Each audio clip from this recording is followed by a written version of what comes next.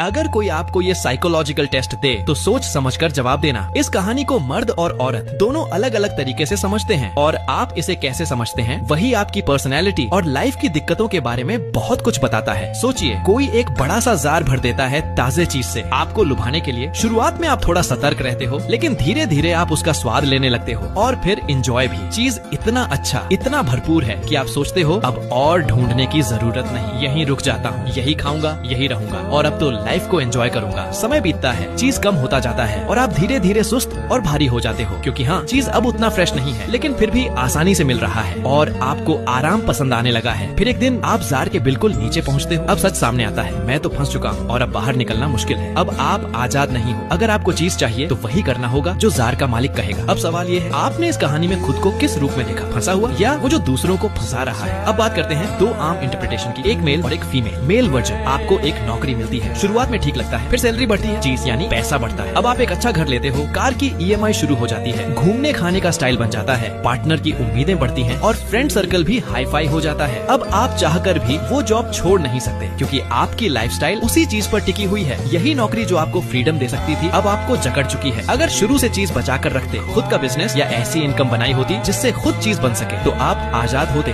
Female version, एक लड़की थी, बेहद खूबसूरत, अच्छी कमाई भी कर रही थी। फिर उसकी मुलाकात एक ऐसे इंसान से हुई जो उससे कहीं ज्यादा चीज दे सकता था। वो रिलैक्स हो गई, उसकी जिंदगी में घुल गई, बिना कोई पक्का कमिटमेंट लिए। समय बीता, बच्चे हुए, अब वो उस पर डिपेंड हो गई, उसकी चीज कम होती गई। अब उसके पास न तो वही खूबसूरती रही और न ही उतने ऑप्शंस। वो जार में फंस चुकी थी। ये बस दो आम सोचने के तरीके हैं, लेकिन अगर आप ध्यान से देखें तो ये कहानियाँ हमारे आसपास की जिंदगी का हिस्सा हैं। आप इसे कैसे समझते हैं वही तय करता है आप आगे क्या करने वाले हो।